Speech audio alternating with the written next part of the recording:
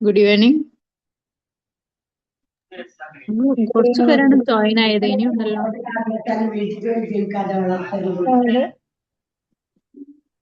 ആറ് പേരല്ലേ ജോയിൻ ആയത്? ഒന്ന് 10 പേരായി. പേരായോ?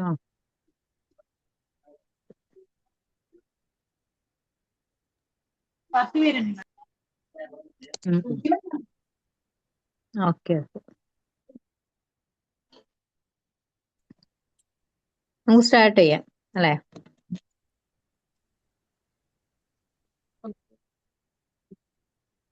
ഓക്കെ, എന്തൊക്കെയുണ്ട്? മഴയുണ്ടോ?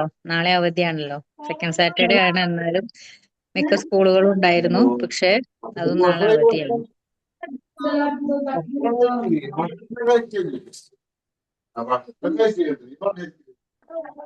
ആരുടെയാണ് അൺമ്യൂട്ടായി കിടക്കുന്നത്?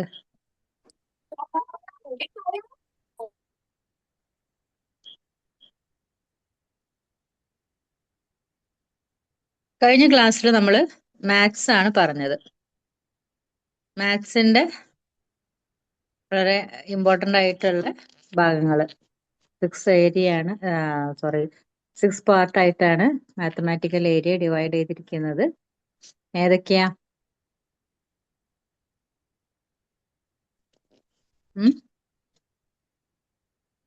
പറഞ്ഞോളൂ. ടെക്സ്റ്റ് ബുക്കില്ലേ കയ്യില്? പറഞ്ഞോളൂ.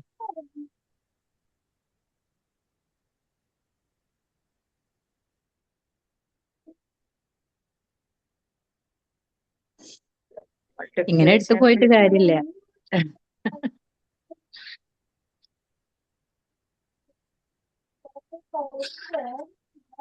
ഉം.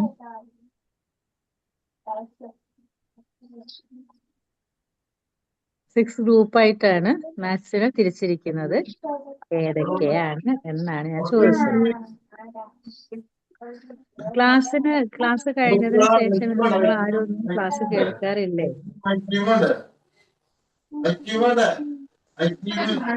എന്റെ കയ്യില് ടെക്സ്റ്റ് ഇല്ല. എങ്ങനെ? ടെക്സ്റ്റ് ഇപ്പൊ കയ്യിലില്ല, വീട്ടിലല്ല ഉള്ളത്. അല്ല, ടെക്സ്റ്റ് വേണമെന്നില്ല, എന്റെ ക്ലാസ് കേട്ടാ മതി. Phone കയ്യിലില്ലേ?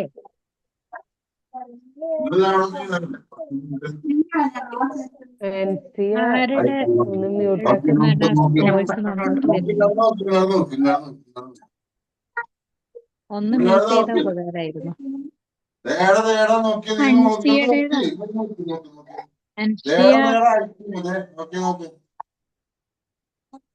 Anshiya video class on ചെയ്തിട്ട് പോയതാണെന്ന് തോന്നുന്നു. ആള് ലൈനിൽ ഉണ്ടാവില്ല, അല്ലെങ്കിൽ കേൾക്കേണ്ടതല്ലേ? അൻഷിയ,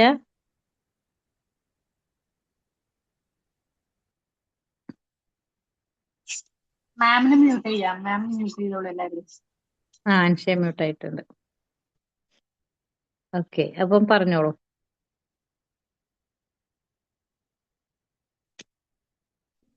നമ്മളിങ്ങനെ പോയിട്ട് കാര്യമില്ല. ഫസ്റ്റ് ഗ്രൂപ്പ് ഏതാണ്? നമ്പർ 1 to നമ്പർ റോഡ് അതാണോ? അതിന് ഓരോ സബ് ഹെഡിങ് ഉണ്ട്. Introduction to numerals,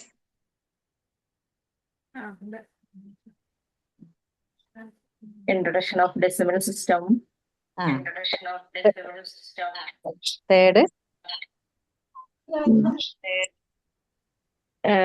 number quantities അല്ല, linear counting. Linear counting. Fourth group operation, decimal system decimal system operation അല്ലേ? അതെ, ഡെസിമൽ സിസ്റ്റം ഓപ്പറേഷൻസിൽ addition, subtraction, multiplication, division. Text book കയ്യിലില്ല, ഒരു ഓർമ്മയില് പറഞ്ഞു. Multiplication without changing. അത് ഗ്രൂപ്പ് 4 വരുന്നു. ഗ്രൂപ്പ് 4 വരുന്നതാണ്. ദെൻ ഗ്രൂപ്പ് 5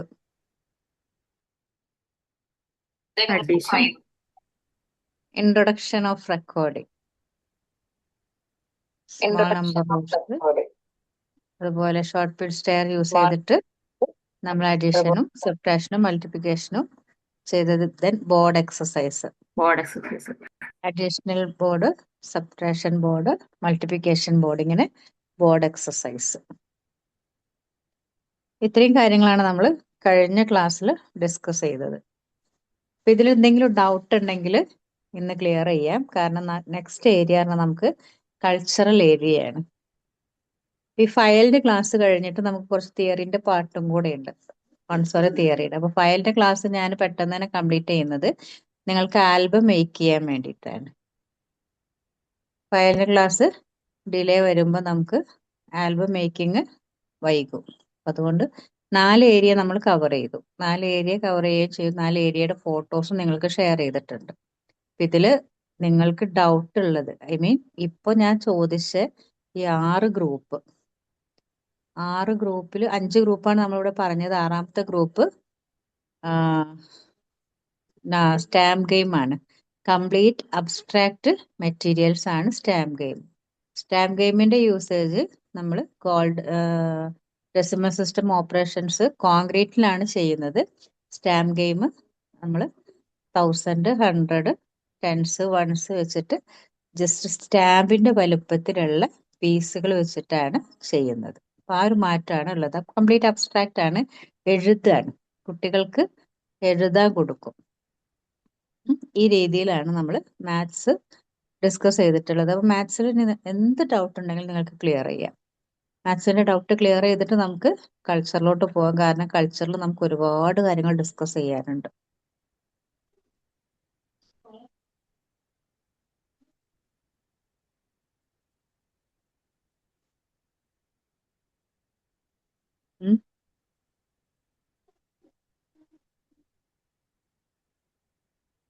ഡൗട്ട് ഉണ്ടോ? ഡൗട്ട് വരണമെന്നുണ്ടെങ്കിൽ ഒന്നുകിൽ അത് പഠിക്കണം. പഠിക്കുമ്പോഴാണ് ഡൗട്ട് വരിക. നിങ്ങൾ നോക്കാണ്ട് അതിനെക്കുറിച്ച് ചിന്തിക്കാണ്ട് വരുന്ന ഒട്ടും ഡൗട്ട് ഉണ്ടാവില്ല. പക്ഷെ പിന്നെ നിങ്ങൾ ആൽബം മേക്ക് ചെയ്യുമ്പോൾ, ഇപ്പം നിങ്ങളുടെ ഫസ്റ്റ് ബാച്ചിലെ ഒരു കുട്ടി എനിക്ക് ആൽബം മേക്ക് ചെയ്ത് വിട്ടുതന്നിട്ടുണ്ട്. എല്ലാ ഫോട്ടോസും കൂടി കൊളാബ് ചെയ്തിട്ടാണ് പ്രിന്റ് ഔട്ട് എടുത്തത്. ഐ മീൻ നിങ്ങൾക്ക് ഞാൻ വിട്ട് തന്ന ഫോട്ടോസ് ആ വാട്സപ്പിലുള്ള അതിങ്ങനെ മറ്റൊരാൾക്ക് ഷെയർ ചെയ്യുമ്പോൾ അത് കംപ്ലീറ്റ് ഷഫിൾ ആവും. ഷഫിൾ ആവുന്ന സമയത്ത് ഒരു പേജിൽ 1, 2 ഇപ്പം എന്നോട് ചോദിക്കുമ്പോൾ ഞാൻ നിങ്ങളോട് എന്താ പറയാ, നമ്മള് ചില ഫോട്ടോസ് ഒരു പേജിൽ 3 എടുക്കാം, ചില ഫോട്ടോസ് ഒരു പേജിൽ 2, കാരണം ഓരോ ആക്ടിവിറ്റി ബേസ് ചെയ്തിട്ടാണ്. അപ്പൊ അതൊക്കെ കൃത്യമായിട്ട് നിങ്ങൾ മനസ്സിലാക്കണം എന്നുണ്ടെങ്കിൽ നമ്മുടെ ഈ ആക്ടിവിറ്റി ബേസ് ചെയ്തിട്ടുള്ള വീഡിയോ ക്ലാസ് കാണുന്നത് തന്നെ വേണം. അപ്പോ അതുകൊണ്ടാണ് ഞാൻ വീണ്ടും വീണ്ടും ചോദിക്കുന്നത്. കാരണം മാത്സിൽ ഒരു ഫോട്ടോ നിങ്ങൾക്ക് അങ്ങോട്ടും ഇങ്ങോട്ടോ ചേഞ്ച് ആയി കഴിഞ്ഞാൽ കംപ്ലീറ്റ് കൺഫ്യൂസ്ഡ് ആവും. മറ്റുള്ള ഏരിയ എന്നൊക്കെ പറഞ്ഞാൽ നമുക്ക് ആ വേർഡ് കണ്ടിട്ടെങ്കിലും തിരിച്ചറിയാൻ പറ്റും. ഇത് നിങ്ങൾക്ക് തിരിച്ചറിയാൻ കഴിയില്ല, കൺഫ്യൂസ്ഡ് ആവും. കാരണം ഒരേ പാറ്റേണിലുള്ള കുറേ ഫോട്ടോസ് വരുന്നുണ്ട്, അതിലൊക്കെ നമ്പർ മാറ്റം ഉണ്ടായിരിക്കും. നമ്മൾ അഡീഷൻ ആണെങ്കിൽ with changing, without changing, subtraction with changing, without changing, then multiplication without, with division without, with and reminder. ഇത്രയും ഫോട്ടോസ് ഞാൻ നിങ്ങൾക്ക് ഷെയർ ചെയ്തിട്ടുണ്ട്. അതൊക്കെ അതിന്റെ ഓർഡറിലല്ലെങ്കിൽ അത് കൺഫ്യൂസ്ഡ്. കാരണം ഒരേ പാറ്റേൺ ആണ്, ഒരേ ആളുകളുടെ ഡ്രസ്സും ആയിരിക്കും. ഐ മീൻ ഫേസ് കാണുന്നില്ല ഒരു ഫോട്ടോയിലും. ആ ഒരു ആളിട്ട ഡ്രസ്സ്, ഇരിക്കുന്ന രീതിയൊക്കെ നോക്കിയിട്ട് നമ്മൾ ഫോട്ടോ തിരിച്ചറിയാൻ ശ്രമിച്ചാൽ അവിടെ കൺഫ്യൂസ്ഡ് ആകും. ആകെയുള്ള ഒരു ഐഡന്റിഫിക്കേഷൻ പറഞ്ഞാൽ അതിലുള്ള നമ്പർ മാത്രമാണ്. അപ്പോൾ അതുകൊണ്ടാണ് ഞാൻ വീണ്ടും വീണ്ടും നിങ്ങളോട് ചോദിക്കുന്നത്. കൺഫ്യൂഷൻ ഉണ്ടെങ്കിൽ ഇപ്പൊ ചോദിക്കാം, ഇല്ലെങ്കിൽ നമുക്ക് കൾച്ചർ ഏരിയയിലോട്ട് സ്വിച്ച് ചെയ്യാം. മിസ് വിട്ടുന്നുണ്ട്. ആ ഫാത്തിമ തസ്നീം എത്ര ക്ലാസ് അറ്റൻഡ് ചെയ്തില്ല? കുറച്ചായി. എന്ത് പറ്റി? അത് ഈ ടൈം നാളെ ഇപ്പൊ സ്കൂൾ ഇല്ലാത്തത് കൊണ്ടാണ് ഇന്നിപ്പോ ഫ്രീ ആയത്. മക്കൾക്ക് ഒരുപാട് വർക്ക് ചെയ്യാനുണ്ടാവും. അപ്പൊ ആ സമയത്ത് വീഡിയോ ഓൺ ആക്കി ഇരിക്കാൻ കഴിയില്ല. ഓൺലൈൻ ആണോ മക്കളെ ക്ലാസ്? അല്ല, ഓഫ്ലൈൻ ആണ്. ഹോംവർക്ക് ഉണ്ടാവും. ചെറിയ മക്കളാ, ഒറ്റക്ക് ചെയ്യൂല. 1ാം ക്ലാസ്സിലാ. അധികം ആ അവിടെ നല്ല ഹോംവർക്ക് ഉണ്ടാവും. സ്കൂളത്തെ അതെ അതേപോലെ പഠിപ്പിക്കും. ആ കുറെ എഴുതാണ്ടാവും. 9 മണി വരെയെങ്കിലും ഇരിക്കേണ്ടി വരും. കൊറേയൊക്കെ ഞാൻ റെക്കോർഡഡ് ക്ലാസ് ഒഴിവാക്കി. കേട്ടാ മതി. അവര് സ്കൂളിൽ പോകുന്ന സമയത്ത് റെക്കോർഡഡ് ക്ലാസ് ഉണ്ടാവില്ലേ? കേട്ട് ഇങ്ങനെ ഫില്ല് ചെയ്ത് വരികയാണ്. ഡേറ്റ് ഇട്ട് വെച്ച് ഓരോന്നോരോന്ന് ഫില്ല് ചെയ്ത് വരികയാണ്. പക്ഷെ ക്ലാസ് എന്റെ കൂടെ തന്നെ പോകുന്നില്ലെങ്കിൽ എന്താണെന്നറിയോ, ഞങ്ങൾക്ക് ഡൗട്ട് ക്ലിയർ ചെയ്യാൻ കഴിയില്ല. പിന്നെ നിങ്ങൾ പേഴ്സണലായിട്ട് ഓരോ ഡൗട്ട് ചോദിക്കുമ്പം എനിക്ക് ആകെ കൂടെ കൺഫ്യൂസ്ഡ് ആവും. കാരണം ഏതാണ് ബാച്ച്, ഞാൻ എടുത്ത ക്ലാസ് ഏതാണ്, ആകെ കൂടെ ഞാൻ തന്നെ കൺഫ്യൂസ്ഡ് ആവും. എനിക്ക് തോന്നുന്നു കഴിഞ്ഞ ക്ലാസ്സിലോ അതിന്റെ മുമ്പത്തെ ക്ലാസ്സിലോ ഞാൻ ഹെന്നെ കണ്ടപ്പോഴാണ് ക്ലാസ് തന്നെ എനിക്ക് മാറിപ്പോയിരുന്നു അല്ലേ. ഞാൻ ഫസ്റ്റ് ചാപ്റ്റർ ആയിരുന്നു അങ്ങോട്ട് പറഞ്ഞിരുന്നത്. അപ്പൊ എനിക്ക് പെട്ടെന്ന് ഇങ്ങനെ സ്ക്രോൾ ചെയ്ത സമയത്താണ് ഞാനിങ്ങനെ നോക്കുമ്പോഴൊക്കെ മുകളിലൊക്കെ ഞാൻ കണ്ടു പരിചയമുണ്ട്. അപ്പൊ കണ്ടു പരിചയം എന്ന് പറഞ്ഞാൽ എല്ലാ ബാച്ചിലെ കുട്ടികളെ കാണുമല്ലോ. അപ്പൊ എന്നെ കണ്ടപ്പോ ഇപ്പോൾ ഈ ബാച്ച് അല്ലല്ലോ, ഫസ്റ്റ് തേർഡ് ബാച്ച് അല്ലല്ലോ, സെക്കൻഡ് ബാച്ച് അല്ല. അപ്പോഴാണ് ക്ലാസ് തന്നെ മാറിയത് ഞാൻ ശ്രദ്ധിച്ചത്. അതാ ഞാൻ പറഞ്ഞത്. അപ്പൊ നിങ്ങൾ പേഴ്സണലായിട്ട് ചോദിക്കുമ്പോൾ ഞാനും കൺഫ്യൂസ്ഡ് ആവും. ക്ലിയർ ആയിട്ട് എനിക്ക് ആൻസർ ചെയ്യാനും കഴിയില്ല. അപ്പൊ ഇവിടെ നമുക്ക് ഞാൻ ഒന്നും കൂടെ ഒന്ന് എക്സ്പ്ലെയിൻ ചെയ്തു തരാം. മാത്തമാറ്റിക്കൽ ഏരിയയിൽ ഫസ്റ്റ് നമ്മൾ 1 to 10 വരെയുള്ള നമ്പേഴ്സ് പഠിപ്പിക്കുകയാണ്. 1 to 10, 1 മുതൽ 10 വരെ. അതിന്റെ ആക്ടിവിറ്റീസ് സാൻഡ് പേപ്പർ. ആദ്യം നമ്മൾ number roads, just number roads trace ചെയ്തിട്ട് കൗണ്ട് ചെയ്യിക്കും. Then sand paper numerals. മൂന്നാമത്തത് number roads and card. Number roads and കാർഡ്സിൽ 4 പ്രസന്റേഷൻ. അതിൽ first presentation take any road, ഏതെങ്കിലും ഒരു റോഡ് എടുക്കുക, അതിന്റെ കാർഡ് വെക്കുക. രണ്ടാമത്തെ പ്രസന്റേഷൻ ഏതെങ്കിലും ഒരു കാർഡ് എടുക്കുക, അതായത് 1 മുതൽ 10 വരെയുള്ള ഒരു കാർഡ് നമ്മൾ ചൂസ് ചെയ്യുക. എന്നിട്ട് ആ കാർഡിന്റെ നമ്പർ പറഞ്ഞിട്ട് അതിന്റെ റോഡ്, അപ്രോപ്രിയേറ്റ് റോഡ് നമ്മൾ എടുത്തു വെക്കുക. നമ്പർ റോഡ്സിൽ തന്നെ മൂന്നാമത്തെ പ്രസന്റേഷൻ ടേക്ക് 1 റോഡ്, അതായത് ഒന്നാമത്തെ റോഡ് എടുക്കുക 1, എന്നിട്ട് അതിന്റെ കാർഡ് വെക്കുക. രണ്ടാമത്തെ റോഡ് എടുക്കുക 1, 2, കാർഡ് വെക്കുക. മൂന്നാമത്തെ റോഡ് എടുക്കുക, മൂന്നാമത്തെ കാർഡ് വെക്കുക. ഇങ്ങനെ വെക്കുക. നാലാമത്തെ പ്രസന്റേഷൻ ഒന്നാമത്തെ കാർഡ് എടുക്കുക. നേരത്തെ റോഡാണ് എടുത്തത്, ഇത് കാർഡ് ആദ്യം എടുക്കുക. ഒന്നാമത്തെ കാർഡ് എടുക്കുക, ഒന്നാമത്തെ റോഡ് വെക്കുക. അപ്പൊ 10 വരെയുള്ള എണ്ണൽ സംഖ്യകൾ കുട്ടികൾ ഓൾമോസ്റ്റ് തറോ ആക്കും. ദെൻ ഇതിൽ വരുന്ന നാലാമത്തെ ആക്ടിവിറ്റി വരുന്നത്, I mean number roads and cards കഴിഞ്ഞതിന് ശേഷം ഉള്ള ആക്ടിവിറ്റി നമുക്ക് വരുന്നത് സ്പിൻഡിൽ ബോക്സ് ആണ്. Spindle box exercise. Spindle box make ചെയ്തിട്ടുണ്ടോ?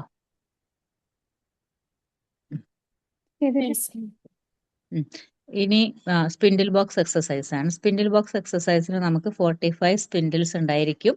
10 കമ്പാർട്ട്മെന്റ് ഉണ്ടായിരിക്കും. അതുപോലെ തന്നെ ഫസ്റ്റ് കമ്പാർട്ട്മെന്റ് 0 ആണ്. 0 നമ്മൾ ഫസ്റ്റ് ഇൻട്രൊഡ്യൂസ് ചെയ്യുന്ന ഒരു ആക്ടിവിറ്റി കൂടിയാണ് സ്പിൻഡിൽ ബോക്സ്. നെക്സ്റ്റ് വരുന്നത് കാർഡ്സ് ആൻഡ് കൗണ്ടേഴ്സ് ആണ്. കാർഡ്സ് ആൻഡ് കൗണ്ടേഴ്സിൽ ഓഡ് ആൻഡ് ഈവൻ എന്നുള്ളൊരു കൺസെപ്റ്റ് നമ്മൾ കൊടുക്കുകയാണ്.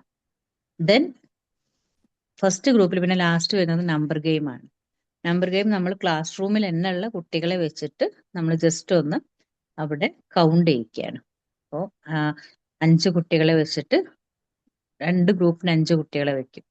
എന്നിട്ട് അടുത്ത ഒരു ഗ്രൂപ്പിൽ നിന്നും ഒരു കുട്ടിയെ നമ്മൾ ഇങ്ങോട്ടേക്ക് മാറ്റി കഴിഞ്ഞാൽ ഇവിടെ 4 ആയിരിക്കും, ഇവിടെ 5 ആയിരിക്കും, അല്ല 6 ആയിരിക്കും. ഇങ്ങനെ ഒരു ഗെയിം ആയിട്ട് കൊടുക്കുക. അപ്പം first group introduction to numerals 1 to 10 അവിടെ നമ്മൾ കംപ്ലീറ്റ് ആവുകയാണ്. Second group decimal system, place value ആണ് നമ്മൾ പഠിപ്പിക്കുന്നത്. 1000, വൺസ്, ടെൻസ്, 100, 1000. അത് കോൺക്രീറ്റ് ആയിട്ടും അബ്സ്ട്രാക്റ്റ് ആയിട്ടും പഠിപ്പിക്കുന്നുണ്ട്. അതുപോലെ തന്നെ അതിനെ കൗണ്ടിങ് ത്രൂ ആയിട്ട് തുടർച്ചയായിട്ട് ഒരു എണ്ണൽ സംഖ്യകളായിട്ടും പഠിപ്പിക്കുന്നുണ്ട്. ദെൻ മൂന്നാമത്തെ ഗ്രൂപ്പ് ലീനിയർ കൗണ്ടിങ് ആണ്. ഇപ്പൊ 10 വരെ നമ്മൾ ഫസ്റ്റ് ഗ്രൂപ്പിൽ പഠിപ്പിച്ചു. ഇനി 11 to നമ്മൾ പഠിപ്പിക്കണം. 11 to 19 സെക്കൻഡ് ബോർഡ് എയിൽ നമ്മൾ പഠിപ്പിക്കുകയാണ്. ദെൻ അത് ഷോർട്ട് പീരീഡ് സ്റ്റെയർ, ഒരു ഷോർട്ട് പീരീഡ് സ്റ്റെയർ ആയിട്ടുള്ള ഒരു സ്റ്റെയർ നമ്മൾ മേക്ക് ചെയ്യുന്നുണ്ട്. അതിൽ കൃത്യമായിട്ട് നമ്മൾ 1 to 9 വരെ കളർ കോഡ് വെച്ചിട്ട് ബീഡ് കോർത്തിട്ടാണ് 10 ബീഡ് ബാറുമായിട്ട് വെച്ചിട്ട് ചെയ്യിക്കുന്നത്. ദെൻ 11 to 19 അത് പഠിപ്പിക്കുന്നതോടൊപ്പം തന്നെ 11 to 99 വരെ പഠിപ്പിക്കുന്ന ആക്ടിവിറ്റിയും ആ ഗ്രൂപ്പിൽ തന്നെ ഉണ്ട്, ലീനിയർ കൗണ്ടിങ്ങിലുണ്ട്. 11 to 99 ഷോർട്ട് ബീറ്റ് സ്റ്റെയറും അതുപോലെ 10 ബിറ്റ് ബാർസും വെച്ചിട്ടാണ് നമ്മൾ പഠിപ്പിക്കുന്നത്.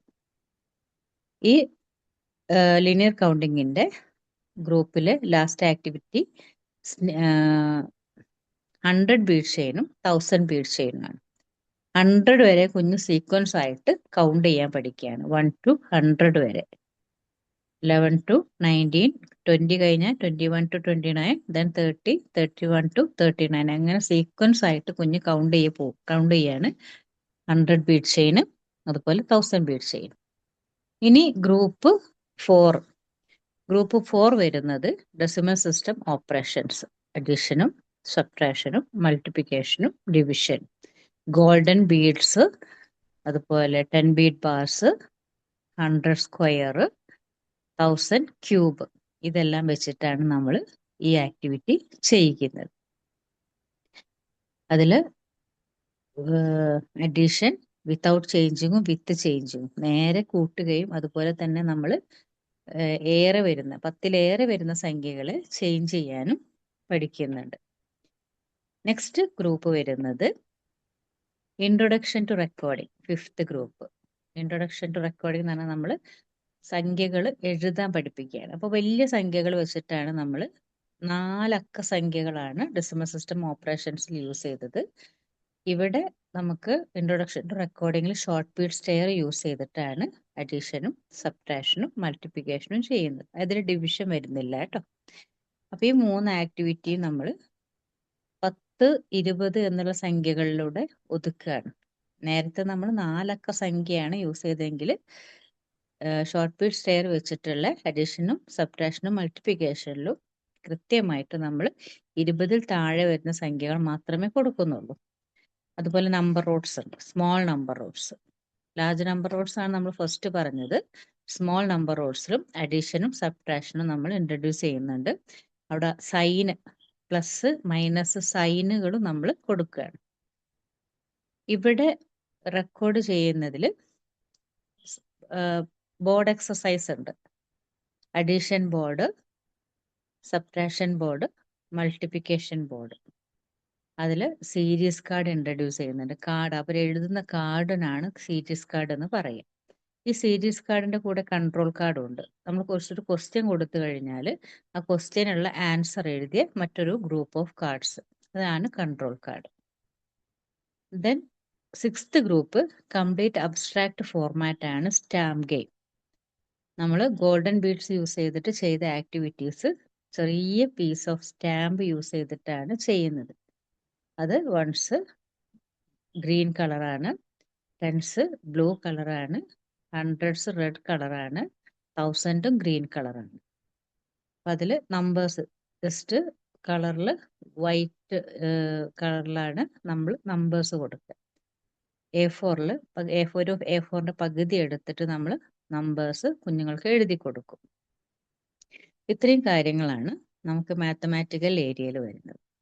ഇപ്പം ഈ ഡൗട്ട് ഉണ്ടെങ്കിൽ നിങ്ങൾക്ക് ഇപ്പം ക്ലിയർ ചെയ്യാം, അല്ലെങ്കിൽ നമുക്ക് കൾച്ചറൽ ഏരിയയിലോട്ട് പോവാം. ഡൗട്ട് ഉണ്ടോ?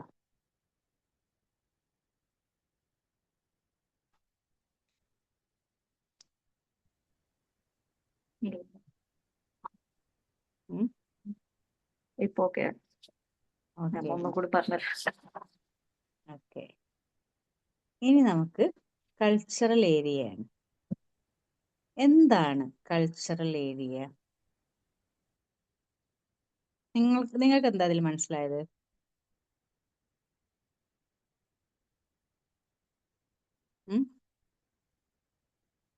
പറഞ്ഞോളൂ.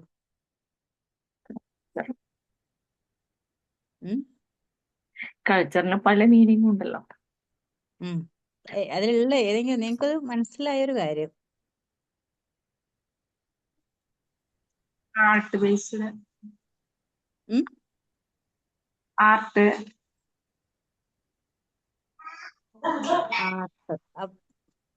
ഒരു നമ്മുടെ സംസ്കാരം അല്ലേ? അതല്ലേ ഉദ്ദേശിച്ചത്? അതെ. ആ അതെ. പക്ഷെ ഇവിടെ നമ്മള് കൾച്ചർ എന്ന് പറയുമ്പോൾ സംസ്കാരം മാത്രമല്ല, അതിനെ കുറിച്ചിട്ടുള്ള A to Z കാര്യങ്ങൾ. ഐ മീൻ ഇവിടെ ഈ ഒരു ഏരിയയിൽ നമ്മള് ഭൂമി ഉണ്ടാകുന്നതിന് മുമ്പുള്ള കാലഘട്ടം, ഐ മീൻ ഈ ലോകം എന്നു മുതലാണ് ഉണ്ടായത് എന്ന് ഡേറ്റ് അല്ല, ഉണ്ടായതിനു ശേഷം ഇവിടെ ഏതൊക്കെ ജീവജാലങ്ങൾ ഉണ്ടായിരുന്നു എന്ന് തുടങ്ങി ഇപ്പോ പ്രസന്റ് കണ്ടീഷനിൽ ഏത് രീതിയിലാണ് നമുക്ക് ഈ ഒരു ലെവലിൽ നമ്മൾ സറൗണ്ടിങ്സിൽ കാണുന്നത്, എങ്ങനെയാണ് ഡേയും നൈറ്റും ഉണ്ടാകുന്നത്, എങ്ങനെയാണ് വെള്ളമുള്ളത്, എന്താണ് ലാൻഡ്, എന്താണ് എയർ, ആനിമൽസ്, അതുപോലെ വൃക്ഷങ്ങൾ, എല്ലാത്തിനെ കുറിച്ച് ഡിസ്കസ് ചെയ്യാൻ. കൾച്ചറൽ ഏരിയയിൽ 4 ഗ്രൂപ്പാണുള്ളത്. First group zoology. സുവോളജി അറിയാലോ, ജീവജാലങ്ങളെ കുറിച്ചിട്ടുള്ള, ജന്തുവർഗങ്ങളെ കുറിച്ചിട്ടുള്ള പഠനം, മനുഷ്യനടക്കമുള്ള ആളുകളെ കുറിച്ചിട്ടുള്ള പഠനമാണ് സുവോളജി. ബോട്ടണി സസ്യജാലങ്ങൾ, ഫ്രൂട്ട്സ്, വെജിറ്റബിൾസ് തുടങ്ങിയ എല്ലാ സസ്യജാലങ്ങളെ കുറിച്ചിട്ടുള്ള പഠനമാണ് ബോട്ടണി. ജോഗ്രഫി, ഭൂമിയെക്കുറിച്ച്, ഭൂമിയുടെ ലാൻഡ് സ്ലൈഡിനെ കുറിച്ച് എല്ലാം നമ്മളവിടെ ഡിസ്കസ് ചെയ്യുന്നുണ്ട് ജോഗ്രഫിയിൽ. നെക്സ്റ്റ് വരുന്നത് ഹിസ്റ്ററി. ഈ ഹിസ്റ്ററിയിൽ ഭൂമിയുടെ മുൻകാലങ്ങളെ കുറിച്ചടക്കം ഇന്ന് പ്രസന്റിലുള്ള കാര്യങ്ങൾ വരെ നമ്മൾ ഡിസ്കസ് ചെയ്യുകയാണ്. നിങ്ങളൊന്ന് ആലോചിച്ച് നോക്കിയേ, ഒരു UKG പഠിക്കുന്ന കുട്ടികൾക്കാണോ ഇത്രയും കാര്യങ്ങൾ നമ്മൾ ഇൻട്രൊഡ്യൂസ് ചെയ്യുന്നത്? നിങ്ങൾ ചിന്തിച്ചിട്ടുണ്ടോ? പക്ഷെ വളരെ ഈസി ആയിട്ട് അവര് ഇത് ഡിസ്കസ് ചെയ്യും, വളരെ ഇമ്പോർട്ടൻ്റ് ആയിട്ട്. ഇപ്പോൾ നമുക്ക് വളരെ ഏറ്റവും കൂടുതലായിട്ട് നമ്മൾ ഇപ്പോൾ ഡിസ്കസ് ചെയ്യാൻ പോകുന്നത് ടെൻഡൻസീസ് ഓഫ് മാൻ. എന്താണ് ഹ്യൂമൻ ടെൻഡൻസീസ്? ടെൻഡൻസീസ് എന്താണ്? സ്വാഭാവിക പ്രവണതകൾ. കൾച്ചറൽ സബ്ജക്റ്റിലെ വളരെ ഇമ്പോർട്ടൻ്റ് ആയിട്ടുള്ളൊരു പോർഷനാണ് മനുഷ്യന്റെ സ്വാഭാവികമായിട്ടുള്ള പ്രവണത, ഹ്യൂമൻ ടെൻഡൻസീസ്. എന്തൊക്കെയാണ് ടെൻഡൻസീസ്? 14 ടെൻഡൻസീസ് ആണുള്ളത്. Exploration, orientation, order, communication, gregariousness, curiosity, abstraction, imagination, calculation, then work, repetition, concentration, self-control, exactness, perfection, independence, creativity. ഇതൊക്കെ ടെൻഡൻസീസിൽ, ഹ്യൂമൻ ടെൻഡൻസീസിൽ വരുന്നത്. ഇവിടെ എന്താണ് ഈ ടെൻഡൻസീസിനോട് ഉദ്ദേശിക്കുന്നത്? ഹ്യൂമൻ ടെൻഡൻസീസ്, മനുഷ്യന്റെ സ്വാഭാവികമായിട്ടുള്ള പ്രവണതകൾ. അത് ആദ്യം അറിയണ്ടേ? ഒരു കുഞ്ഞിനെ കുറിച്ച് നമ്മൾ മനസ്സിലാക്കുകയാണെങ്കിൽ നമ്മൾ ആദ്യം പഠിക്കേണ്ട ഒരു കാര്യമാണ് ഒരു മനുഷ്യന്റെ സ്വാഭാവികമായിട്ടുള്ള പ്രവണതകൾ എന്തൊക്കെയാണ് എന്നുള്ളത്. First point exploration. എക്സ്പ്ലോറേഷൻ എന്ന് പറഞ്ഞിരിക്കുകയാണെങ്കിൽ ചുറ്റുപാടുകളെ കുറിച്ച് കുഞ്ഞറിയുക, തൻ്റെ ചുറ്റിലും എന്തൊക്കെയാണ് നടക്കുന്നത് എന്നതിനെ കുറിച്ച് അറിയുക. നിങ്ങളുടെ ടെക്സ്റ്റ് ബുക്കിൽ ഇല്ലേ 14 ടെൻഡൻസീസ്?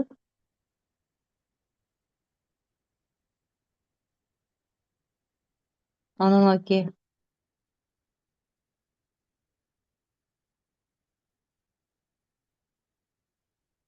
ഈ കൾച്ചറൽ സബ്ജക്റ്റിന്റെ, കൾച്ചറൽ ഏരിയയുടെ ഫസ്റ്റോ സെക്കൻഡോ പേജിലുണ്ടായിരിക്കും അത്.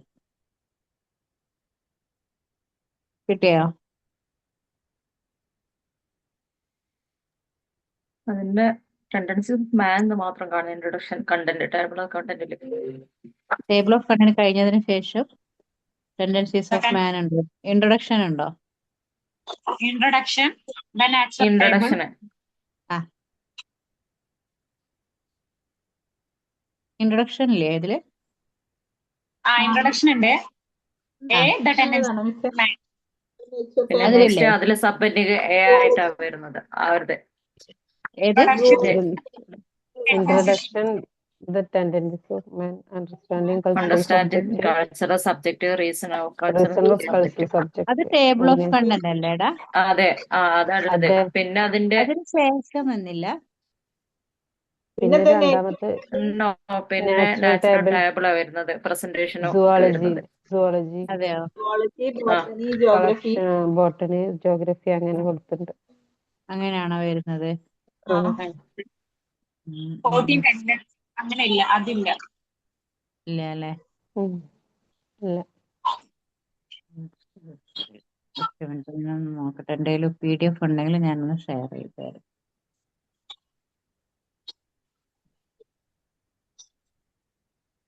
മോളെ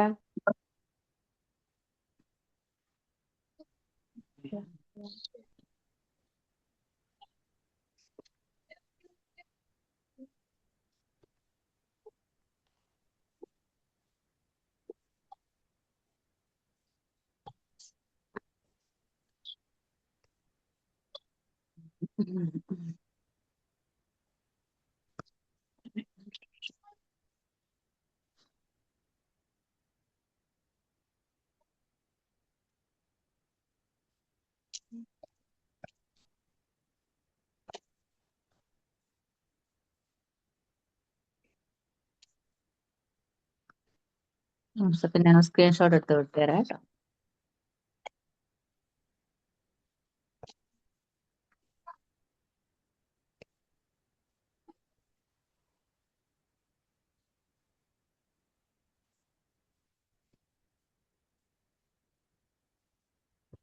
ഇതിന് കൂടെ ഒന്ന് എഴുതാം.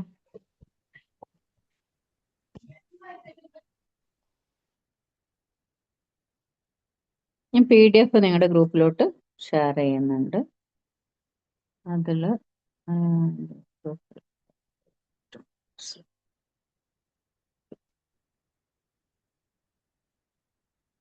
PDF വന്നില്ലേ?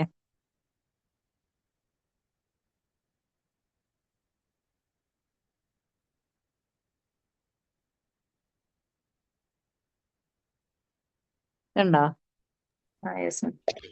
ഓക്കെ, അത് കണ്ടില്ലേ? Cultural studies area of the class room, then encompass a variety of subjects. Text book എടുക്കട്ടെ. നിങ്ങൾക്ക് ഓപ്പൺ ചെയ്യാൻ പറ്റുന്നില്ലേ? Yes ma'am. Yes ma'am. Okay. Just അതൊന്ന് നമുക്കൊന്ന് ഡിസ്കസ് ചെയ്യാം. കാരണം കൾച്ചറിന്റെ ഇൻട്രൊഡക്ഷൻ വളരെ ഇമ്പോർട്ടൻ്റ് ആണ്. അത് ടെൻഡൻസീസ് ഓഫ് മാൻ എന്നുള്ളൊരു ഭാഗം നമ്മൾ കൃത്യമായിട്ട് മനസ്സിലാക്കണം. ഓക്കെ. ഇതിന്റെ ഒരു നോട്ട് മാം ഗ്രൂപ്പിൽ അയച്ചതായിട്ട് കാണുന്നുണ്ട്. ഞാൻ അയച്ചിട്ടുണ്ട്. നിങ്ങൾക്ക് ഓർമ്മയില്ല? ഞാൻ ഒരു ക്ലാസ് എവിടോ ഒരു കേട്ട് പരിചയമാണ്, പക്ഷെ എന്റെ നോട്ടും ടെക്സ്റ്റും എന്റെ കയ്യിൽ ഇല്ലാത്തത് കൊണ്ട് എനിക്കിപ്പോ കറക്റ്റ് പറയാനറിയാം. നോട്ട് 14 മുമ്പേ മാം tendencies പറഞ്ഞതാ. നോട്ട്സ് ഇട്ടിട്ടുണ്ടായിരുന്നു. അപ്പൊ 14 ടെൻഡൻസീസിനെ കുറിച്ചും ഒക്കെ ഇൻട്രൊഡക്ഷനിൽ നമ്മൾ the cultural studies area of the class room encompass a variety of subjects that are supplementary to the Montessori method. Cultural subjects include geography, science, botany, zoology, and art and music. എല്ലാം include ആണ്. Exploring those subjects provide children an opportunity to explore their curiosity of different worldly ideas. Then ഇതില് ഈ ഒരു PDF രണ്ടാമത്തെ important ആയിട്ടുള്ള ഒരു point വരുന്നത് what is the importance of circle time. ഒരു സർക്കിൾ ടൈമിനെ കുറിച്ച് നമ്മൾ ഇതിൽ പറയുന്നുണ്ട്. സർക്കിൾ ടൈം എന്നാ വെച്ചാൽ എന്താണെന്നറിയോ? നിങ്ങൾക്ക് സ്കൂളിൽ കുട്ടികൾക്ക് ആർക്കെങ്കിലും ഉണ്ടായിട്ടുണ്ടോ? മക്കൾക്ക്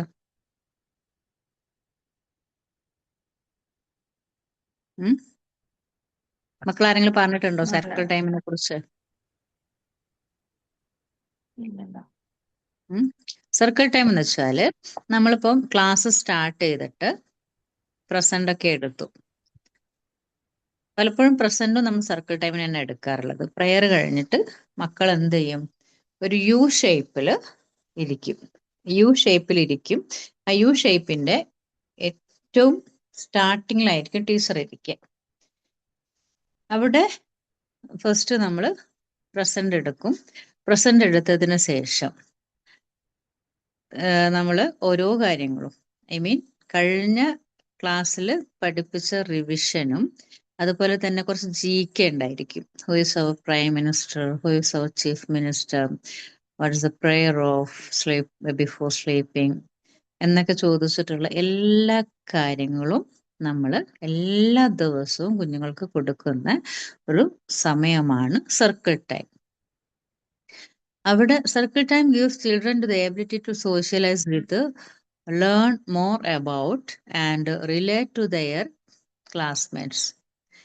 Nurturing social emotional development early on is an important part of kindergarten prepared and has been shown to help in academic and professional aptitude later on. അപ്പോൾ അവിടെ നമ്മൾ കൊടുക്കുന്ന GK ആയിട്ടുള്ള കുറച്ച് അറിവുകൾ ഉണ്ടായിരിക്കും. നമ്മളെ രാജ്യത്തെക്കുറിച്ച്, നമ്മളെ സ്റ്റേറ്റിനെ, നമ്മളെ രാജ്യത്തെ, അതുപോലെ അവിടുത്തെ ലീഡേഴ്സിനെ കുറിച്ച്, ഫ്രീഡം ഫൈറ്റേഴ്സിനെ കുറിച്ച്, then king of vegetables, king of fruits, king of animal, then biggest animal in the land എന്നുള്ള എല്ലാ കാര്യങ്ങളും നമ്മൾ കൊടുക്കും. അതിൽ കുറേ പ്രാർത്ഥനകളും നമ്മൾ കൊടുക്കുന്നുണ്ട്. ഏകദേശം ഒരു 45 മിനിറ്റ് ആണ് സർക്കിൾ ടൈം. ഈ സർക്കിൾ ടൈമിനുള്ളിൽ നമ്മൾ കൊടുക്കുന്ന കാര്യങ്ങളെല്ലാം നോർമലി ഡെയിലി കൊടുക്കുന്ന കാര്യങ്ങൾ കൊടുത്തതിന് ശേഷം പിന്നെ നമ്മൾ റിവിഷനാണ്. കഴിഞ്ഞ ക്ലാസ്സിൽ എടുത്ത കാര്യങ്ങളും മറ്റൊക്കെ റിവിഷൻ ചെയ്യാണ്. ഈ റിവൈസ് ചെയ്യുന്നതോട് കൂടി തന്നെ ഇപ്പം ഞാൻ നിങ്ങൾക്ക് ചെയ്തൊരു കാര്യമില്ലേ, മാത്സിന്റെ ഒരു റിവിഷൻ, ഇതേ രീതിയിൽ ഒരു റിവിഷൻ കുഞ്ഞുങ്ങൾക്ക് കിട്ടുമ്പം തലേ ദിവസത്തെ ക്ലാസ് വളരെ പെട്ടെന്ന് തന്നെ അവരുടെ മെമ്മറിയിലേക്ക് വരും. അത് ഈ സർക്കിൾ ടൈം കഴിഞ്ഞിട്ട് നമുക്ക് ക്ലാസ് സ്റ്റാർട്ട് ചെയ്യുമ്പോൾ അവർക്ക് ഒരു കൺഫ്യൂഷനും ഉണ്ടാവില്ല. മിസ് ഇന്നലെ പറഞ്ഞിരുന്നു അല്ലേ, നമുക്ക് ഇന്നലെ പഠിച്ച കാര്യങ്ങളല്ലേ എന്ന് കുഞ്ഞുങ്ങൾ തന്നെ ഇങ്ങോട്ട് റിയലൈസ് ചെയ്തിട്ട് മറുപടി പറയും. അപ്പോൾ വളരെ ഇമ്പോർട്ടൻ്റ് ആണ് സർക്കിൾ ടൈം വരുന്നത്. ദെൻ നമുക്ക് കൂടുതലായിട്ട് സുവോളജിയിലേക്കും ബോട്ടണിയിലേക്കും പോകാൻ ഞാനിപ്പോൾ tendencies of man, the cultural adaptation ആണ് tendencies of man. Exploration, order, അതുപോലെ gregariousness, communication, abstraction, curiosity, calculation, repetition, concentration, self control, perfection, creativity, independence, work. ഇത്രയുമാണ് നമ്മൾ ടെക്സ്റ്റ് ബുക്കിൽ കൊടുത്തിട്ടുള്ള cultural adaptation, tendencies of man. ഇതിനെ പറ്റി നമുക്കൊന്ന് ഡിസ്കസ് ചെയ്യാം. എന്ത് ഡൗട്ട് ഉണ്ടോ? ഫസ്റ്റ് നമ്മൾ പറഞ്ഞത് എക്സ്പ്ലോറേഷൻ ആണ്. എക്സ്പ്ലോറേഷൻ എന്ന് പറഞ്ഞാൽ കുഞ്ഞു ചുറ്റുപാടുകളുമായിട്ട് ഇണങ്ങി അവിടുത്തെ കാര്യങ്ങൾ അന്വേഷിച്ച് കണ്ടെത്താനുള്ള ഒരു സ്വഭാവം എല്ലാ കുട്ടികൾക്കും ഉണ്ടായിരിക്കും. നമ്മളെ പറമ്പിലൊക്കെ നടന്ന് പല ചെടികളെയും കുറിച്ചിട്ട് അവർ നമ്മളെ പോലും അറിയാത്തത് പറയുന്നത് കേൾക്കാം. നമ്മളെ പറമ്പിൽ ഈ ഇന്ന കളറുള്ള ചെടി ഉണ്ടല്ലോ എന്നൊക്കെ ചോദിക്കും. നമ്മൾ പോലും ശ്രദ്ധിച്ചിട്ടുണ്ടാവില്ല, പക്ഷെ കുഞ്ഞുങ്ങൾ ശ്രദ്ധിക്കും. A to Z കാര്യങ്ങൾ നമ്മളെ എൻവയോൺമെന്റിൽ. ഇപ്പൊ വീട്ടിലാണെങ്കിലും എല്ലാം. അപ്പൊ ഇന്ന് എൻ്റെ സ്കൂളിലൊരു കുഞ്ഞ് വാവയുടെ ഉമ്മ അവളുടെ ടോയ്ലറ്റിലേക്ക് കയറി ഹാൻഡ് ഷവർ നമ്മൾ വെക്കില്ലേ, ഹാൻഡ് ഷവർ വെക്കാനും സ്റ്റാൻഡ് ഉണ്ടായിരിക്കും. 1.5 വയസ്സായ മോളാണ്. കുഞ്ഞിനെ കഴുകാൻ വേണ്ടി കയറിയതാണ്. അപ്പോൾ ഹാൻഡ് ഷവർ ഈ ഉമ്മ പൈപ്പിൽ ഇങ്ങനെ കൊളുത്തി വെച്ചപ്പോൾ കുഞ്ഞ് ഉമ്മയോട് പറഞ്ഞു, ഇബു എന്നാ വിളിക്കുക ഉമ്മയെ. ഇബു അവിടെ എല്ലാം വെക്കുക, ഇത് ഇവിടെ വെക്കണം എന്ന് പറഞ്ഞിട്ട് ആ സ്റ്റാൻഡ് കാണിച്ചു കൊടുത്തിട്ട് അത് അവിടെ വെക്കാൻ പറഞ്ഞു. കാരണം കുഞ്ഞുങ്ങളത് കൃത്യമായിട്ട് നിരീക്ഷിക്കുന്നുണ്ട് നമ്മൾ ചെയ്യുന്നത്. അത് വളരെ ഇമ്പോർട്ടൻ്റ് ആണ്. കുഞ്ഞുങ്ങളിൽ ആ ഒരു സ്വഭാവം ഉണ്ടായിരിക്കണം. അതായത് നോർമൽ. ഇപ്പോൾ നമുക്ക് ഒരുപാട് ഡൗട്ട്സ് വരുന്നൊരു കാര്യമാണ്, എൻ്റെ കുഞ്ഞിന് ADHD ഉണ്ടോ, എൻ്റെ കുഞ്ഞിന് ഹൈപ്പർ ആണോ, അവന് കാര്യങ്ങൾ കൃത്യമായിട്ട് മനസ്സിലാക്കാൻ പറ്റുന്നുണ്ടോ, ഇങ്ങനെ ഉള്ള കാര്യങ്ങളിൽ ഈ ഒരു 14 ടെൻഡൻസീസ് കുഞ്ഞുങ്ങൾ കൃത്യമായി ചെയ്യുന്നുണ്ടെങ്കിൽ അവനൊരു കുഴപ്പമില്ല, വളരെ പെർഫെക്റ്റ് ആണ്. അപ്പോൾ ഇത് അവരുടെ നോർമൽ ഡെവലപ്മെന്റ് ആണ്, എക്സ്പ്ലോറേഷൻ. രണ്ടാമത്തത് വരുന്നത് ഓർഡർ ആണ്, love of organization and routine. ക്രമബോധം. ഒരു സാധനം എടുത്താൽ നമ്മൾ എന്തെങ്കിലും ഷെൽഫിൽ നിന്ന് അവരെ കൊണ്ട് ഒരു സാധനം എടുപ്പിച്ചാൽ, ഒരു മെറ്റീരിയൽ എന്തെങ്കിലും എടുപ്പിച്ചാൽ തിരിച്ച് അതേ സ്ഥലത്ത് തന്നെ ഫുഡ് പാക്ക് ചെയ്യണം. എങ്കിൽ മാത്രമേ കുഞ്ഞുങ്ങൾക്ക് ആ ഒരു ഓർഡർ കിട്ടുള്ളൂ. അപ്പോൾ രാവിലെ വന്നു കഴിഞ്ഞാൽ 8 മണിക്കും, ഫോർ എക്സാമ്പിൾ 8 മണിക്ക് കുഞ്ഞുങ്ങൾ വരികയാണ്. 8 മണിക്ക് നമ്മുടെ അടുത്തേക്ക് വരുന്ന ഒരു കുഞ്ഞിനെ നമ്മൾ സ്വീകരിക്കുന്ന രീതി, അതുപോലെ അവരെ കൊണ്ടിരുത്തുന്നത്, അവർക്ക് ടോയ്സ് എടുത്തു കൊടുക്കുന്നതൊക്കെ അവർക്ക് പരിചിതമാവാൻ ഏകദേശം ഒരു 2-3 ദിവസം മതി. ഈ 2-3 ദിവസം കൊണ്ട് അവർക്കത് പരിചിതമായി. നമ്മളൊരു കൃത്യമായിട്ടുള്ള ഒരു ഓർഡറിലാണ് എല്ലാ ദിവസവും അവരെ റിസീവ് ചെയ്യുന്നതും കുഞ്ഞുങ്ങളെ അകത്തേക്ക് ക്ഷണിക്കുന്നതും ഇരിക്കാൻ പറയുന്നതും അവർക്ക് കളിക്കാനുള്ള ടോയ്സ് എടുക്കാൻ പറയുന്നത് എല്ലാം ഒരു കൃത്യമായിട്ടുള്ള രീതിയാണ്. അങ്ങനെയെങ്കിൽ ഇതേ രീതി തന്നെയാണ് അവര് മുമ്പോട്ടുള്ള കാര്യങ്ങളും ചെയ്യുക. പിന്നീടുള്ള ദിവസങ്ങളിൽ നമുക്കൊന്നും പറഞ്ഞു കൊടുക്കേണ്ട. നമ്മൾ അവര് ഗുഡ് മോർണിംഗ് പറഞ്ഞ് റിസീവ് ചെയ്ത് കഴിഞ്ഞാൽ ചെരുപ്പഴിച്ച് സ്റ്റാൻഡിൽ വെച്ചു, അകത്തേക്ക് കയറുന്നതിന് മുമ്പ് മാറ്റിൽ കാലൊക്കെ നന്നായി തുടച്ച് അവരുടെ സീറ്റിൽ പോയിരിക്കും. അവർക്ക് കളിക്കണമെന്നുണ്ടെങ്കിൽ അവർക്ക് ടോയ്സ് എടുക്കും. അതിനുശേഷം ഒരു 10-10:30 ആകുമ്പോഴേക്കും അവർക്ക് ഫുഡ് കഴിക്കാനുള്ള സമയമാവും. കുഞ്ഞുകുട്ടികളുടെ കാര്യം പറയുന്നത്. ആ സമയത്ത് അവരെന്തെങ്കിലും ടോയ്സ് എടുത്തിട്ടുണ്ടെങ്കിൽ ആ ടോയ്സ് എടുത്തു വെക്കുക, എടുത്ത് വെപ്പിക്കുക തന്നെ വേണം. എല്ലാ ടോയ്സും കൃത്യമായിട്ട് പെറുക്കി എടുത്ത് വെപ്പിക്കുക, ഷെൽഫിലോട്ട് വെക്കുക. ഫുഡ് ടൈം ആയിട്ടുണ്ട്, പെട്ടെന്ന് തന്നെ ടോയ്സ് എടുത്ത് ഫുഡ് പാക്ക് ചെയ്തേന്ന് പറഞ്ഞു കഴിഞ്ഞാൽ അവർ കൃത്യമായിട്ട് ചെയ്യും. ഈ ഫുഡ് കഴിച്ചു കഴിഞ്ഞതിന് ശേഷം പിന്നെ അവർക്ക് കളിക്കാനുള്ള സമയമാണെന്നുള്ളൊരു കൺസെപ്റ്റ് നമ്മൾ കൊടുത്തു കഴിഞ്ഞാൽ അവർ വീണ്ടും ആ ടോയ്സ് എടുക്കും.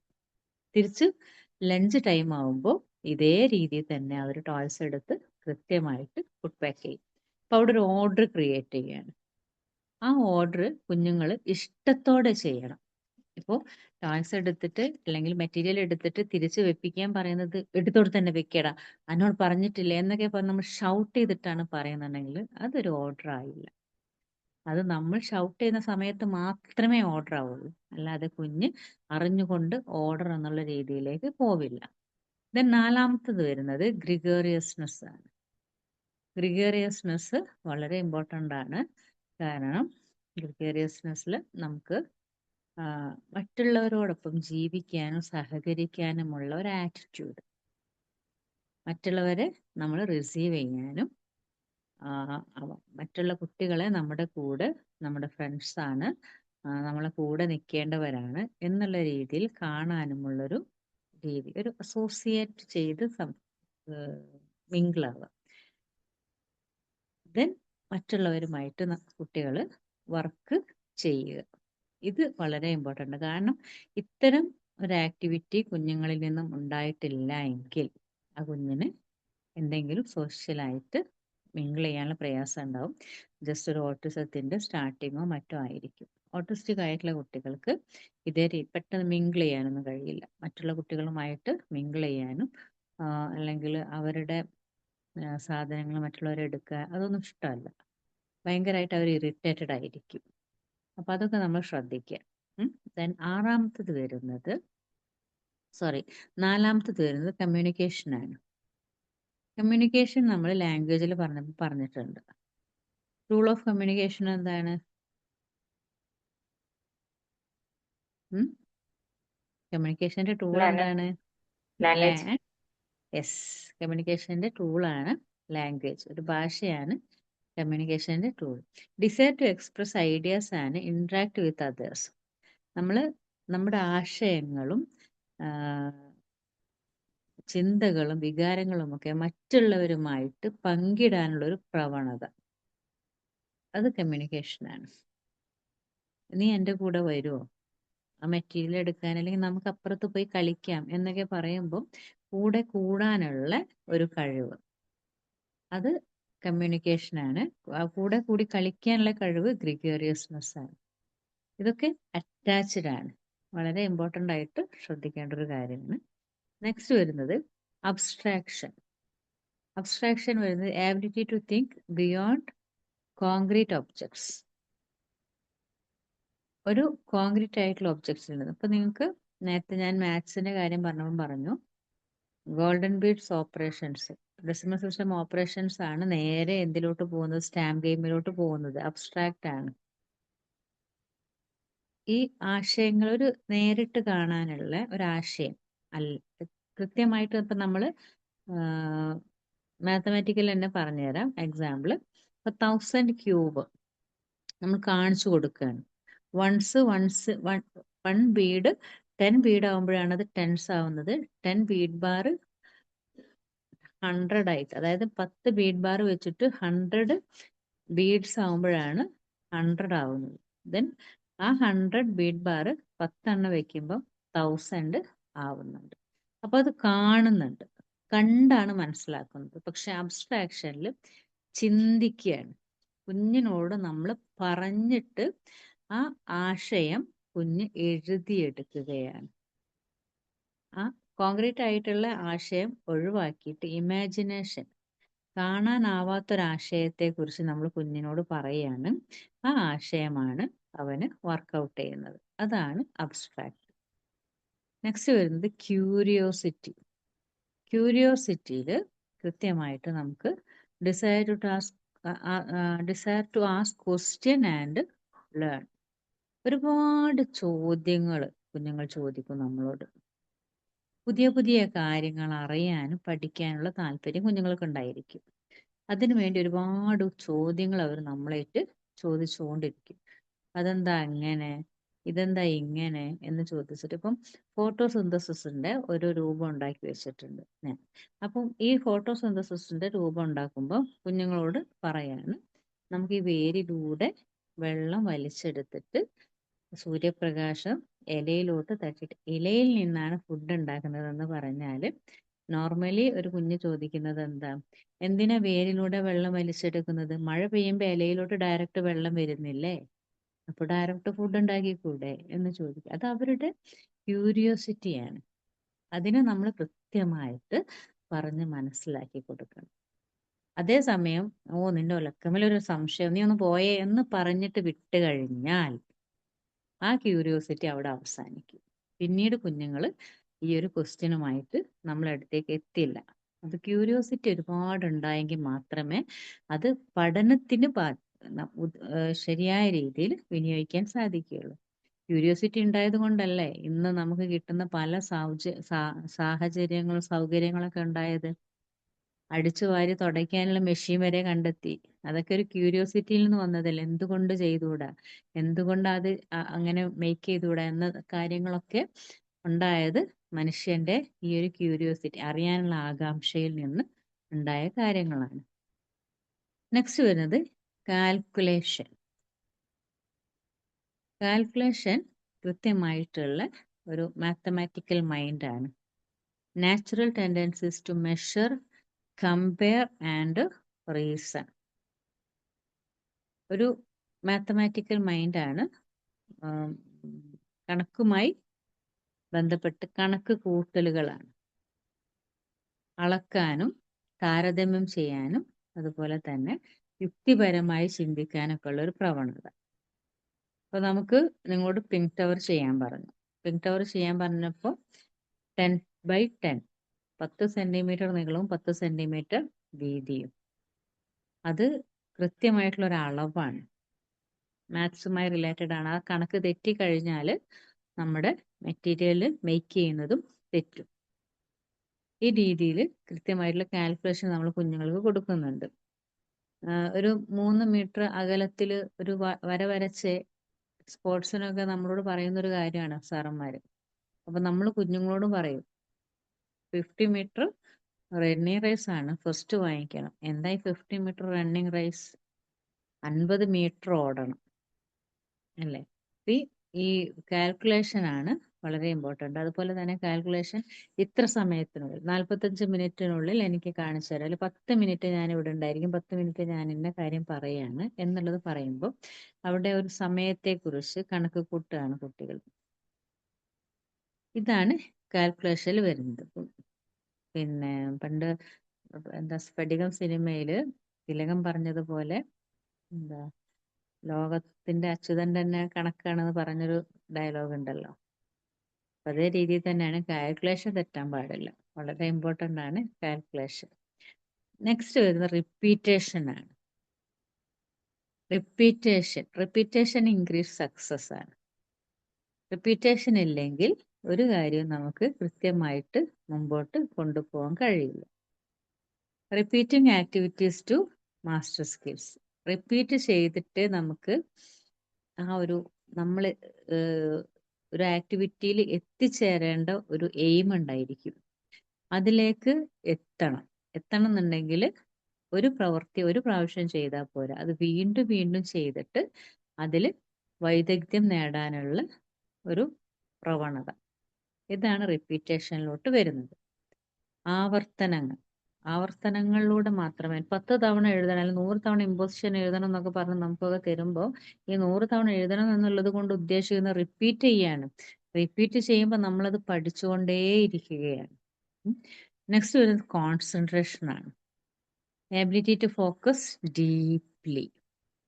കോൺസെൻട്രേഷനിൽ വളരെ ഈസി ആയിട്ട് നമുക്ക് പറയാൻ പറ്റുന്നൊരു കാര്യം, കുഞ്ഞു മക്കളെ കൊണ്ടുപോയിട്ട് നമ്മൾ ക്ലീൻ ആൻഡ് ഇൻടാക്ട് ആയിട്ടുള്ള ഒരു സ്പേസിൽ വെക്കുകയാണ്. ഒന്നുമില്ല അവിടെ, നമ്മൾ അടിച്ചു വാരി തുടച്ചൊക്കെ പോകുന്നതാണ്. പക്ഷെ അവർക്ക് എന്തെങ്കിലും ഒരു സാധനം അവിടുന്ന് കണ്ടെത്താനുണ്ടായിരിക്കും. അത്രയും ഷാർപ്പ് കോൺസെൻട്രേഷൻ ആണ് കുഞ്ഞു മക്കളിൽ ഉണ്ടാവുക.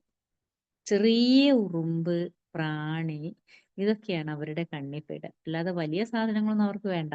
എന്നിട്ട് അതിന്റെ പുറകെ പോകും. അത് പുറകെ പോയിട്ട് അങ്ങനെ നോക്കും. ഒരു പ്രവൃത്തിയിൽ പൂർണ്ണ ശ്രദ്ധ കേന്ദ്രീകരിക്കാനുള്ള കഴിവ്. ഒരു ആക്ടിവിറ്റി ചെയ്യുകയാണെങ്കിൽ അതിലേക്ക് തന്നെ പൂർണ്ണമായിട്ടും ശ്രദ്ധ കേന്ദ്രീകരിക്കുക. അത് വളരെ ഇമ്പോർട്ടൻ്റ് ആയിട്ടുള്ള ഒരു കാര്യമാണ്. കുഞ്ഞുങ്ങൾക്ക് കിട്ടണം ആ ഒരു അവരുടെ ശ്രദ്ധ. ഡീപ്പ് കോൺസെൻട്രേഷൻ വരുന്ന ഒരു അസുഖമുണ്ട്, ഭയങ്കര ഡീപ്പ് കോൺസെൻട്രേഷൻ. ഈ ഒരു അസുഖത്തിന് ഇത്തരം അസുഖത്തിന്റെ ഒരു എക്സാമ്പിൾ, ഒരു പേഴ്സൺ, വളരെ ഇമ്പോർട്ടൻ്റ് ആയിട്ടുള്ളൊരു പേഴ്സണാണ് നമ്മുടെ Viswanathan Anand, chess master, grand master. കേട്ടിട്ടില്ലേ? ഭയങ്കര ഡീപ്പ് കോൺസെൻട്രേഷൻ.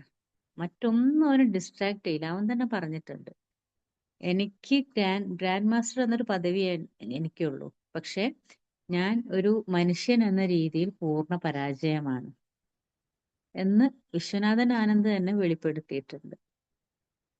കാരണം അത് ഡീപ്പ് കോൺസെൻട്രേഷനും മനുഷ്യന് പാടില്ലാത്തൊരു കാര്യമാണ്.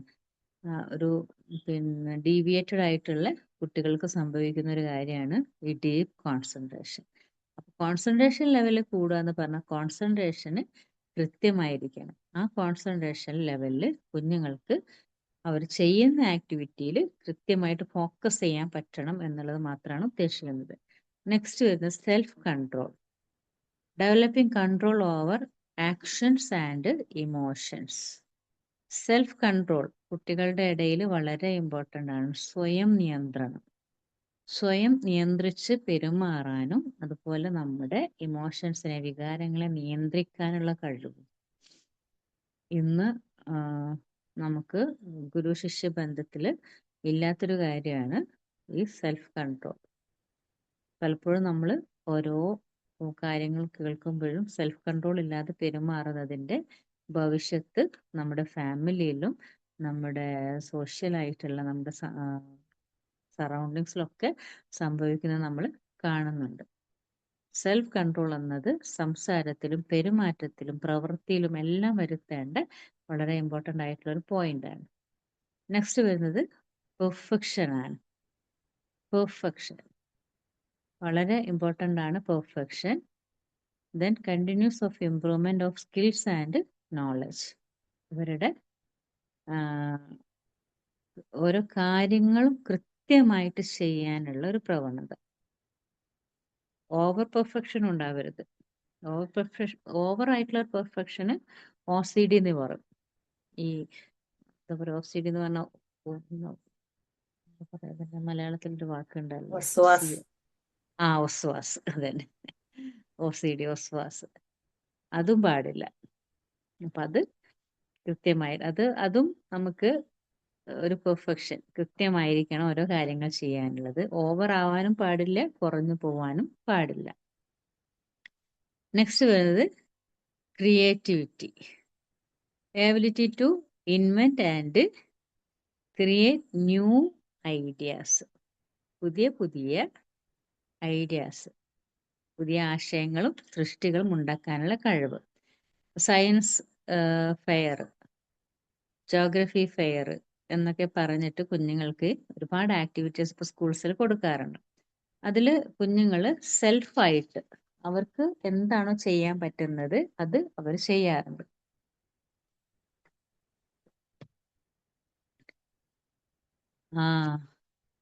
നമ്മള് പാരന്റ്സ് ഹെൽപ്പ് ചെയ്ത് കുഞ്ഞുങ്ങൾ ചെയ്യുന്ന കാര്യങ്ങളുണ്ട് കേട്ടോ. സ്വയം ചെയ്യുന്ന ചില കുട്ടികൾ ഇപ്പോ ഇവിടെ ഒരു ഇതില് ഇവിടെ സ്ഥലം എനിക്കറിയില്ല, ഒരു കുട്ടി സ്വന്തമായിട്ട് കാറ് മേക്ക് ചെയ്തത് കണ്ടില്ലേ? ലംബർഗിനി പോലുള്ള ഒരു മോഡലില് കാറ് മേക്ക് ചെയ്തിട്ടുണ്ട്. കുഞ്ഞിലേ ഉള്ള ആഗ്രഹമാണ്. അങ്ങനെ അവൻ പഠിച്ച് അതിന് പതിയെ പതിയെ കുറേശ്ശെ ആയിട്ട് സ്വന്തമായിട്ടൊരു കാറ് മേക്ക് ചെയ്തിട്ടുണ്ട്. അവന്റെ ഐഡിയ ആണ് അവൻ ക്രിയേറ്റ് ചെയ്തത്. അത് കുഞ്ഞുങ്ങളിലും നമ്മൾ ഇംപ്ലിമെന്റ് ചെയ്യാം. നെക്സ്റ്റ് വരുന്നത് ഇൻഡിപെൻഡൻസ് ആണ്, desire to do things by own self. സ്വാതന്ത്ര്യം, സ്വന്തം കാര്യങ്ങൾ സ്വയം ചെയ്യാനുള്ള ഒരു രീതി നമ്മൾ അവർക്ക് കൊടുക്കുക. അവർക്ക് ഇൻഡിപെൻഡൻസ് ഇല്ല എന്നുണ്ടെങ്കിൽ കുട്ടികളെ നമ്മൾ എവിടെയും കയറാൻ അനുവദിക്കാതെ, പുറത്തു പോലും പോവാതെ അനുവദിക്കാതെ ഇട്ടിട്ട് വളർത്തുന്ന ഒരു കുഞ്ഞിനെ പെട്ടെന്നൊരു ദിവസം പുറത്തേക്ക് വിട്ട് കഴിഞ്ഞാൽ അവന് ഒന്നും അറിയില്ല, ഒന്നിനെ കുറിച്ച് അവൻ അറിയില്ല. കാരണം അവൻ പുറത്തു പോയിട്ടുള്ള സ്വാതന്ത്ര്യത്തോട് കൂടിയിട്ട് അവൻ വളർന്നിട്ടില്ല.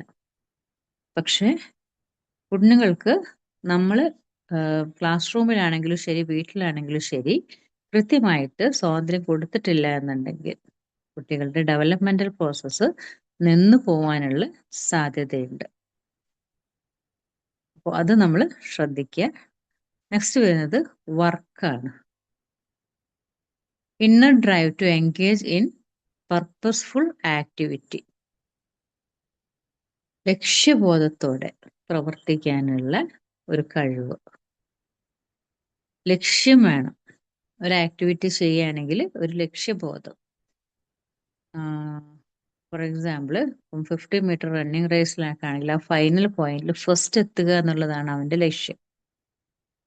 ആ ഒരു ലക്ഷ്യബോധം അവന് കൊടുക്കണം. ഇപ്പൊ പഠനത്തില് ലക്ഷ്യബോധം കൊടുക്കണം. ഇപ്പൊ നമ്മളെ മോട്ടിവേഷണൽ സ്പീക്കേഴ്സ് ഒക്കെ വന്ന് സംസാരിക്കുന്ന ഒരു കാര്യമുണ്ട്.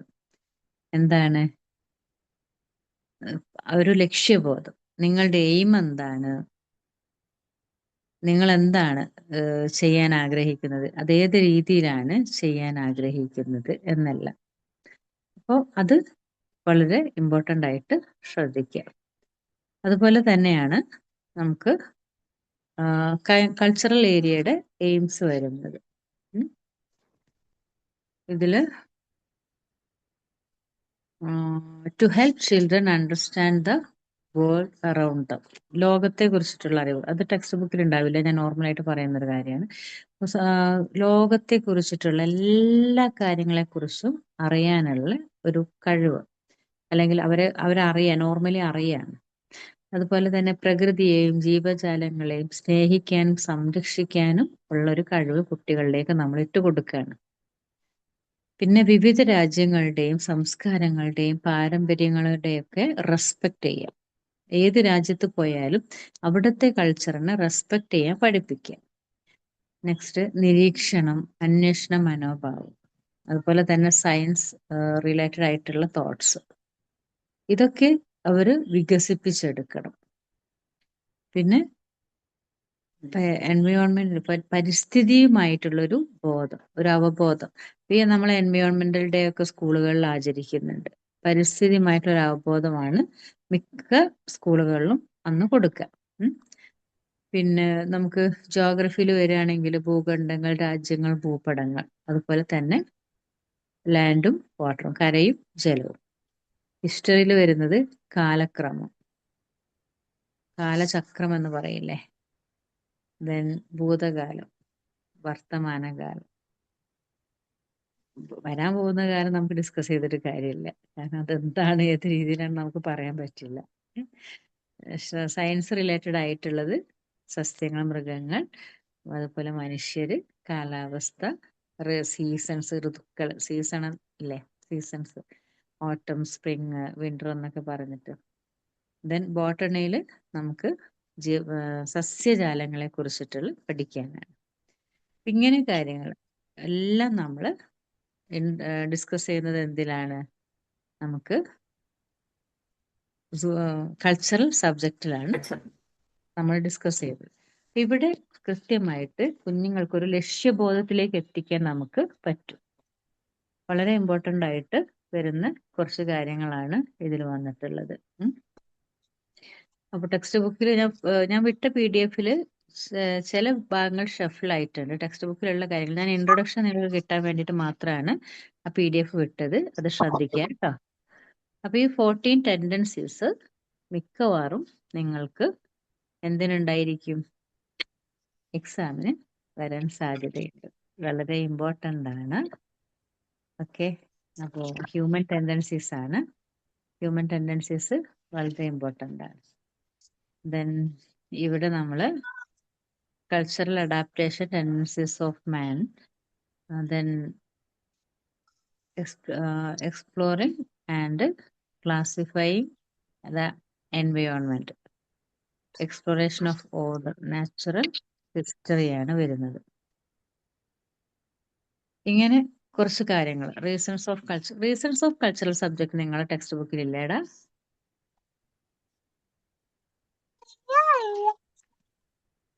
റീസൺ ഇൻട്രൊഡക്ഷനിൽ ടേബിൾ ഓഫ് കണ്ടന്റ് കഴിഞ്ഞതിന് ശേഷം പേജ് വരുന്നുണ്ടോ? Reasons of cultural subject seal table of content കഴിഞ്ഞിട്ട് പ്രസന്റേഷന്റെ വരുന്നത് നാച്ചുറൽ ടേബിൾ ആണ് ഫസ്റ്റ് വരുന്നത്. അല്ലടാ, റീസൺ വരുന്നില്ലേ? Reasons of cultural subject, reasons of cultural subject കണ്ടന്റിൽ വരുന്നുണ്ട്. കണ്ടന്റിലാ വരുന്നത് അല്ലേ? അപ്പൊ നിങ്ങൾക്ക് ഞാൻ വിട്ട ഇൻട്രൊഡക്ഷന്റെ PDF-ലുണ്ട് കേട്ടോ റീസൺസ് ഓഫ് കൾച്ചറൽ സബ്ജക്ട്. അപ്പൊ ഞാനിപ്പം പറഞ്ഞ 14 ടെൻഡൻസീസിൽ തന്നെ വരുന്നുണ്ട്. Develop and definite with life forms that he will encounter in his environment, learn to treat the environment with respect. നേരത്തെ ഞാൻ പറഞ്ഞ കാര്യങ്ങൾ തന്നെയാണ് വരുന്നത്. റീസൺസും അതുപോലെ തന്നെ cultural subjects in the class room. റീസൺസിൽ കുറച്ച് ഡീറ്റെയിൽഡ് ആയിട്ട് വരുന്നുണ്ട്. റീസൺസും അതുപോലെ cultural subject in class room PDF എന്ന് എടുത്തിട്ട് നോട്ട്സിലേക്ക് എഴുതുക. മിക്കവാറും എക്സാമിന് വരാൻ സാധ്യതയുള്ള 3 ഏരിയ ആണ് ഞാൻ പറഞ്ഞ. ടെൻഡൻസീസ്, അതുപോലെ reasons, then cultural subject in class room. ഈ ഭാഗം PDF-ൽ ടൈപ്പ് ചെയ്തിട്ട് തന്നെ വന്നിട്ടുണ്ട് കേട്ടോ. ഇനി പ്രസന്റേഷനിൽ നിങ്ങൾ പറഞ്ഞ രീതിയിൽ വന്നത് നാച്ചുറൽ ടേബിൾ ആണ്. നാച്ചുറൽ ടേബിൾ എന്താണ്? നാച്ചുറൽ ടേബിൾ കഴിഞ്ഞിട്ടാണ് നമുക്ക് സുവോളജി വരുന്നത്. അപ്പൊ ഇന്ന് നമുക്ക് നാച്ചുറൽ ടേബിളും കൂടെ ഡിസ്കസ് ചെയ്യാം. എന്താണ് നാച്ചർ? പ്രകൃതി.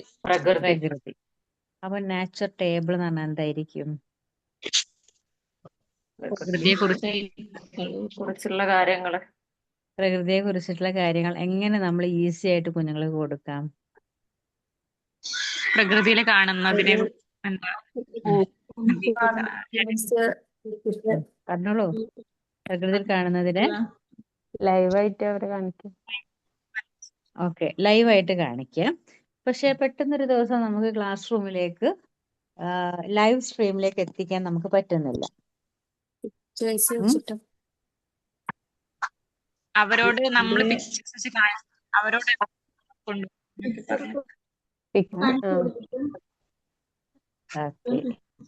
പ്രസന്റേഷൻസ് ചെയ്യാം. നമ്മള് ഇപ്പൊ ക്ലാസ് റൂമിൽ ഒരു കോണ് എടുക്കുക.